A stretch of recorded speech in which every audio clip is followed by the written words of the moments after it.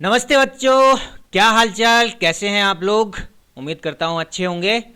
मेरा नाम है नवीन जैन और आज मैं आपके लिए लेके आया हूँ अर्थमेटिक प्रोग्रेशन का नेक्स्ट लेक्चर, जो कि है लेक्चर नंबर 5। तो आज के इस वीडियो में हम क्या डिस्कस करने वाले हैं? आज के इस वीडियो में हम वापस से क्वेश्चंस डिस्कस करने वाले हैं एन फार्मूला पर बेस्ड। लेकिन आज के जो क्वेश्चंस हैं वो आपके एक्सरसाइज 5.2 के क्वेश्चन नंबर 11 से लेके क्वेश्चन नंबर 15 तक होंगे। तो चलिए शुरुआत करते हैं क्वेश्चन नंबर 11 से। 11th क्वेश्चन में आपसे कहा गया है which term of AP will be 132 more than it's 54th term. एक एपी दी हुई है और आपसे पूछा गया है कि कौन सी टर्म जो है इस एपी की वो 54th टर्म से 132 ज़्यादा होगी। तो अगेन इस क्वेश्चन में हमसे विच टर्म जब भी पूछा जाता है यानी कि हमें n की वैल्यू निकालनी है और कुछ इस तरीके से निकालनी है कि कुछ कंडीशंस आपको दी हुई है। वो कंडीशन क्या है? वो कंडीशन कुछ इस तरीके से है कि an, मतलब मान लेते हैं हम वो जो है वो टर्म जो है वो an है, तो वो जो है वो ज़्यादा है 132 मोर देन का मतलब हो गया प्लस 132। किससे ज़्यादा है? 54 से ज़्यादा है। 54th टर्म से 132 ज़्यादा है यानी कि a 54 प्लस 132 है। तो यहां पर हम इस गिवन एपी के लिए सबसे पहले ए और डी की वैल्यू निकाल लेते हैं। ए हमारे को गिवन है 3, सबसे पहली पोजीशन पर जो नंबर लिखा हुआ होता है वो ए होता है, तो ए का वैल्यू हो गया 3 और डी जो है वो आ जाएगा हमारे पास a2 माइनस a1 यानी कि 15 माइनस 3 जो कि हो जाएगा 12 के इक्वल। यहाँ से हम an की जो वैल्यू है वो निकालने की कोशिश करेंगे, जो कि हमारे पास इक्वेशन बनी थी a54 प्लस 132। वापस से इस इक्वेशन को देख लो, nth टर्म जो है वो 54th टर्म से 132 ज़्यादा है, ये हमें कंडीशन दी हुई है। तो यहाँ से an के लिए हम लिखेंगे a plus N minus one into D, जो an का फॉर्मूला होता है लेफ्ट साइड पर, और a54 हो जाएगा हमारे लिए a प्लस 53d। मैंने आपको प्रीवियस वीडियोस में कई बार बताया है कि a जो भी टर्म आपको निकालनी है उसको एक कम करो और d से मल्टीप्लाई करके a से ऐड करके आप इक्वेशन बना लो। तो a54 का मतलब हो गया a प्लस 53d। तो यहाँ से आ जाएगा हमारे पास a प्लस 53 प्लस का 132, a से a कैंसिल आउट हो जाएगा। हमें n की वैल्यू निकालनी है, d की वैल्यू हम सब्स्टिट्यूट कर देते हैं जो कि हमारे पास 12 है। तो आ गया हमारे पास n minus one multiplied by 12 is equal to 53 times 12 plus 132। यहाँ से हो जाएगा n minus one multiplied by 12 is equal to 53 को 12 से मल्टीप्लाई करेंगे आएगा 636 प्लस में 132, दोनों वैल्यूज को जब हम ऐड करेंगे तो आएगा 768। बोर्ड मास रूल से हमने इस कैलकुलेशन को सॉल्व किया है, बोर्ड मास रूल का ध्यान रखते हुए हमने कैलकुलेशन की है। अब ये 12 जो है ये डिवाइड में चला जाएगा, डिनोमिनेटर में चला जाएगा, यानी कि n माइनस वन की वैल्यू आ जाएगी 768 अपॉन में 12, डिवाइड करेंगे तो हमें मिलेगा यहाँ पर 64। यहाँ से n माइनस वन की वैल्यू जो आ गई वो 64 आ गई, यानी कि n का जो वैल्यू आएगा वो आ जाएगा 64 प्लस का 1 यानी कि 65। यानी कि इसका मतलब ये हो गया कि 65th टर्म जो है वो आपकी 54th टर्म से 132 ज़्यादा होगी। तो यानी कि हमारे पास आंसर हो गया 65th term of AP will be 132 more than the 54th term. I hope आपको ये क्वेश्चन समझ आ गया होगा। आगे बढ़ते हैं नेक्स्ट क्वेश्चन, क्वेश्चन नंबर 12 की तरफ। क्वेश्चन नंबर 12 में आपसे कहा गया है 2 AP have the same common difference, the difference between their 100th term is 100, what is the difference between their 1000 term. तो इस क्वेश्चन को पढ़ने के बाद बच्चे के दिमाग में एक ही चीज आती है कि 100 टर्म का डिफरेंस अगर 100 है तो 1000 टर्म का डिफरेंस अपना क्या हो जाएगा? 1000 हो जाएगा। ऐसा पैटर्न बनाने की वो कोशिश करते हैं, तो ऐसा नहीं करना है भाई बच्चों। आपने ये गलत सोचा कि अगर 100 टर्म का जो डिफरेंस है वो 100 है तो 1000 टर्म का डिफरेंस जो है वो 1000 होगा, ये गलत बात है। आपको यहाँ पर प्रोसेस वही फॉलो करना है। तो एक एपी दिया हुआ है, हमें निकालना है 1000 टर्म्स के बीच का डिफरेंस। तो यहाँ पर आपके पास में दो अलग अलग एपी है, तो मैं यहां पर दो सिंबल्स यूज करूंगा।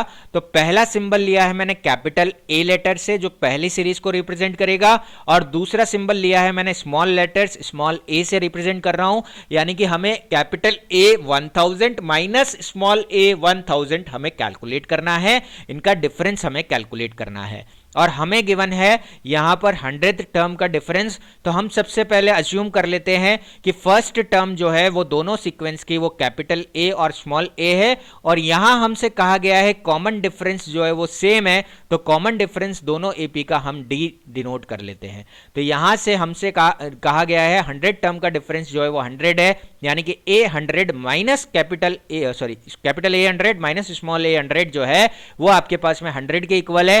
कैपिटल कैपिटल ए 100 जो हो जाएगा वो हमारे पास ए प्लस 99D। फर्स्ट टर्म का जो फर्स्ट सीरीज का जो फर्स्ट टर्म था वो कैपिटल ए था, तो यानी कि ये हो जाएगा A plus 99D minus second term का जो फर्स्ट टर्म है, सेकेंड सीरीज का जो फर्स्ट टर्म है वो आपके पास स्मॉल ए है, तो ए प्लस स्मॉल ए प्लस 99D, ये हमारे पास ब्रैकेट में हम नोट डाउन कर लेंगे, इज इक्वल टू 100 है। ए से 99D से 99D कैंसिल आउट हो जाएगा और हमारे पास बचेगा capital A minus small A is equal to 100। तो यहां से ये हमारे पास फर्स्ट इक्वेशन आ गई। अब हमें पूछा गया है 1000 टर्म का डिफरेंस, यानी कि capital A 1000 minus small A 1000 is equal to हमसे पूछा गया है, और कैपिटल ए 1000 का मतलब हो गया ए प्लस 999D और स्मॉल ए 1000 का मतलब हो गया स्मॉल ए प्लस 999D। तो यहां से आ जाएगा आपके पास ये वैल्यू, अगेन 999D से 999D कैंसिल आउट हो जाएगा और हमारे पास बचेगा a माइनस ए, और फर्स्ट इक्वेशन से हमें पता है a माइनस ए की वैल्यू 100 है, तो यहां से हमने a माइनस ए की जगह लिख दिया 100। सो डिफरेंस जो आएगा 1000 टर्म का वो भी हमारे पास कितना आएगा, 100 ही आएगा। तो इस तरीके से आप इस क्वेश्चन को सॉल्व करेंगे। तो यानी कि ऐसा नहीं सोचना है कि भाई 100 टर्म का डिफरेंस जो है वो 100 है तो 1000 टर्म का डिफरेंस 1000 होगा, नहीं। अगर 100 टर्म का डिफरेंस 100 है और कॉमन डिफरेंस अगर सेम है तो आप चाहे कोई सी भी टर्म का डिफरेंस निकालो, आपका वो टर्म का डिफरेंस हमेशा वही आएगा जो कोई सी भी दो टर्म का डिफरेंस, जैसे 100 टर्म का दिया हुआ है 100, तो 1000 टर्म का भी कितना आया 100। अगर आप कोई सी भी सेम टर्म का डिफरेंस निकालोगे तो वो सेम ही रहेगा। हाँ, ये बात अलग है कि आपको अलग अलग टर्म का डिफरेंस पूछा गया है तो फिर आप अकॉर्डिंगली वर्क करोगे। चलिए आगे बढ़ते हैं नेक्स्ट क्वेश्चन पर। How many 3 digit numbers are divisible by 7? ऐसा ये क्वेश्चन जो है ये बहुत इंपॉर्टेंट क्वेश्चन है। इस तरीके के क्वेश्चन आपके सीबीएसई बोर्ड एग्जाम में और स्टेट बोर्ड एग्जाम में भी आते हैं। तो यहाँ से हम सबसे पहले इस क्वेश्चन को समझने की कोशिश करेंगे। इस क्वेश्चन में आपको ज़्यादा इन्फॉर्मेशन नहीं दी गई है, इन्फॉर्मेशन कम है लेकिन ईजी क्वेश्चन है। तो यहाँ देखो आपको क्या कहा गया है, 3 डिजिट के ऐसे कितने नंबर होंगे। देखो पहला वर्ड हाउ मेनी नंबर्स, यानी कि हाउ मेनी नंबर्स का मतलब हो गया n की वैल्यू कैलकुलेट करनी है। उसके बाद 3 डिजिट के नंबर्स हैं, 3 डिजिट्स के नंबर हैं जो कि 7 से डिविजिबल होंगे। तो यहाँ पर हम 3 डिजिट का नंबर लिखते हैं। सबसे पहले 3 डिजिट का जो सबसे छोटा नंबर होता है वो 100 होता है। तो 100 से अगर आप काउंटिंग करना स्टार्ट करोगे तो लास्ट जो 3 डिजिट का नंबर आएगा वो 999 आएगा, यानी कि 100, 101, 102 इस तरीके से चलते जाओगे और लास्ट में आएगा 997, 98, 999 इस तरीके से। अब इनमें से हमें 7 से डिविजिबल नंबर्स निकालने हैं, तो अगर हम 100 को 7 से डिवाइड करेंगे तो डिवाइड नहीं होगा, कुछ ना कुछ रिमाइंडर बचेगा। इस तरीके से हम 100, 101, 102, 103 सबको डिवाइड करते हुए चलेंगे और लास्ट में जाके हमारे को एक नंबर ऐसा मिलेगा जो पहला नंबर होगा जो कि 7 से डिवाइड होगा। तो सबसे पहला नंबर मिल गया हमें 105। अब यहाँ से हमें क्या करना है, अगला नंबर निकालने के लिए जो 7 से डिविजिबल नंबर्स होंगे वो जो है वो 7 ऐड करने से आपको मिल जाएगा। तो 105 में आप 7 ऐड कर लो, आपको मिल जाएगा 112, फिर आपको मिल जाएगा 119। इस तरीके से आपको नंबर मिलते जाएंगे और फिर लास्ट के नंबर निकालने के लिए आपको अगेन जो लास्ट नंबर है 999 उसको आप 7 से डिवाइड करोगे तो ये अगेन डिवाइड नहीं होगा और फिर रिवर्स ऑर्डर में आप डिवाइड करते चलोगे और लास्ट में जाके 994 एक ऐसा नंबर आएगा जो 7 से डिवाइड हो जाएगा। तो लास्ट नंबर हो गया हमारे पास 994। तो इस तरीके से हमारे पास एपी बन जाएगी। इस एपी में हमें फर्स्ट टर्म यानी कि ए की वैल्यू पता चल गई जो कि 105 है, डी हमें पता चल गया जो कि 112 माइनस 105 यानी कि 7 है, और उसके बाद एन हमें पता है जो कि 994 है और एन की वैल्यू हमें निकालनी है। तो अगेन अब आपका ये क्वेश्चन सिंपल हो गया। ए एन का वैल्यू 994, उसके बाद ए का value 105, N minus 1 into D का वैल्यू 7 है। यहाँ से हम कैलकुलेशन करेंगे 994 माइनस 105 आ जाएगा, ये आ जाएगा n माइनस 1 इंटू 7 के इक्वल। सब्ट्रैक्ट करेंगे तो आएगा 889 is equal to n minus 1 into 7। 889 को 7 से डिवाइड करेंगे आएगा 127। तो 127 की जो वैल्यू आई वो n माइनस 1 के इक्वल आ गई, यानी कि n की जो वैल्यू आ जाएगी वो 128 के इक्वल आ जाएगी। यानी कि 3 डिजिट के ऐसे कितने नंबर्स होंगे, ऐसे 128 नंबर्स होंगे 3 डिजिट के जो कि 7 से डिवाइड हो रहे होंगे। तो ये एक बहुत ही अच्छा क्वेश्चन है। इस तरीके के क्वेश्चन सॉल्व करने आपको आने चाहिए। आपको केवल सीक्वेंस बनाने में थोड़ा टाइम लगेगा, लेकिन जब आप इन क्वेश्चंस की प्रैक्टिस करोगे तो आपको क्वेश्चन आराम से सॉल्व हो जाएगा। तो यहाँ ये ध्यान रखना है कि आपके पास जो फर्स्ट टर्म और ये जो डिफरेंस है ये आपको पहले से पता होगा, डिफरेंस तो आपको पता होगा, फर्स्ट टर्म और लास्ट टर्म निकाल लेनी है और आपको क्वेश्चन सॉल्व करना है। और ऐसा जरूरी नहीं है डिविजिबल बाय 7 ही कहे, ये किसी और नंबर से भी डिवाइड करने के लिए कह सकता है। जैसे इस क्वेश्चन में हमसे कहा गया how many multiples of 4 lies between 10 to 50 10 और 250 के बीच में कितने मल्टीपल्स ऐसे होंगे जो 4 के जो वो लाई कर रहे होंगे। तो देखो यहाँ पर 10 और 250 के बीच में कौन कौन से नंबर है। तो स्टार्टिंग नंबर आपका 10 और 250 के बीच में पहला नंबर हमें निकालना है जो कि 4 का मल्टीपल है। 4 का मल्टीपल यानी कि 4, 8, 12 इस तरीके के मल्टीपल हैं। तो लास्ट जो पहला नंबर आएगा 10 और 250 के बीच का वो आएगा 12। अगर आप ऐसे नहीं निकालते हो तो आप 10 से काउंटिंग करना स्टार्ट कर दो। तो 10, 11, 12, 13, 14 इस तरीके से भी काउंटिंग लिख के और लास्ट में 248, 249, 250 इस तरीके से कर सकते हो। तो अगेन आप 12 जो है वो पहला नंबर आएगा जो 4 से डिवाइड हो रहा होगा यानी कि 4 का मल्टीपल होगा, और 248 लास्ट नंबर आएगा जो कि 4 का मल्टीपल होगा। तो यहां से फर्स्ट टर्म ए हमारे पास 12 आ गया, डी हमारे पास 4 हो जाएगा, 16 माइनस 12 करके भी निकाल सकते हो, या 4 का मल्टीपल बोला है तो वहां से भी आप डायरेक्ट लिख सकते हो। और ए एन जो है वो हमारे पास 248 हो जाएगा और हमें एन की वैल्यू निकालनी है। अगेन इसी केस में भी हमें एन की वैल्यू निकालनी है। तो यहाँ से 248 जो है वो 12 प्लस एन माइनस 1 इंटू 4 के इक्वल आ जाएगा।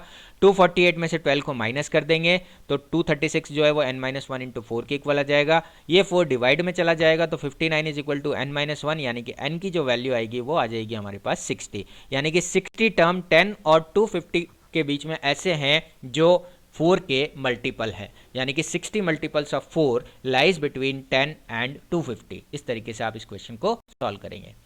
नेक्स्ट क्वेश्चन इस वीडियो का जो कि लास्ट क्वेश्चन है, आपसे पूछा गया है for what value of N are the nth term of 2 APs. 2 AP आपको दी गई है और आपसे कहा गया है कि उन दोनों की nth टर्म जो है वो इक्वल है। तो हमें n की वैल्यू निकालनी है। देखो क्वेश्चन के स्टार्टिंग में अगेन आपसे कहा गया है for what value of n, n की किस वैल्यू के लिए दोनों ही सीरीज का nth टर्म इक्वल होगा। तो हम सबसे पहले पहला सीरीज निकल लेते हैं जो कि है 63, 65, 67। इसका फर्स्ट टर्म 63 है, कॉमन डिफरेंस निकाल लेते हैं 65 माइनस 63 करके, तो वो आ जाएगा 2।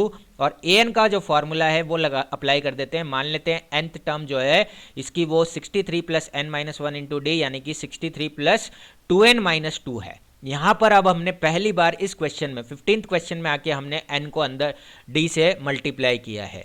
अब यहाँ से ये हो जाएगा 63 माइनस 2 61 के इक्वल। तो ये पहली इक्वेशन आ गई आपके पास an is equal to 61 plus 2n। अब हम सेम वर्क सेकंड एपी के लिए भी करेंगे। तो सेकंड एपी की जो दी हुई है वो आपको दी हुई है 3, 10, 17। यहाँ ए का वैल्यू 3 है, डी का वैल्यू 10 माइनस 3 करके हम कैलकुलेट करेंगे तो आएगा 7। और ए एन इसका भी निकाल लेते हैं तो ये आ जाएगा हमारे पास 3 प्लस एन माइनस 1 इंटू 7 यानी कि ये आ जाएगा 3 प्लस 7 एन माइनस का 7 यानी कि ये आ गया हमारे पास माइनस का 4 प्लस का 7n। ये हमारे पास सेकंड इक्वेशन हो गई। अब हमसे जो क्वेश्चन में कहा गया था कि दोनों का nth टर्म इक्वल है, यानी कि फर्स्ट और सेकंड इक्वेशन जो है वो उसको हम इक्वेट करेंगे तो आएगा 61 प्लस 2n जो है वो माइनस 4 प्लस 7n के इक्वल आएगा। ये माइनस का 4 हम इधर लेके आएंगे तो प्लस का 4 हो जाएगा, और ये प्लस का 2n हम इधर से लेफ्ट साइड से राइट साइड में लेके आएंगे तो ये माइनस का 2n हो जाएगा। तो ये आ जाएगा 7n माइनस 2n। 61 और 4 को ऐड करेंगे आएगा 65, 7n और 2n को सब्ट्रैक्ट करेंगे आएगा 5n। तो यहाँ से n की जो वैल्यू आएगी वो आ जाएगी हमारे पास 65/5 यानी कि 13। तो n जो आएगा हमारे पास वो आ जाएगा 13। इसका मतलब A13 जो हो गया वो हमारे पास कितना आ गया 13 के इक्वल आ गया। तो किस वैल्यू के लिए आया, n की 13 के लिए आया, यानी कि for 13th term both the APs की जो 13th टर्म होगी वो इक्वल हो जाएगी, यानी कि n की वैल्यू जो आएगी हमारे पास कितनी आएगी 13 आ जाएगी। आई होप आपको ये सारे क्वेश्चंस जो थे ये समझ में आ गए होंगे।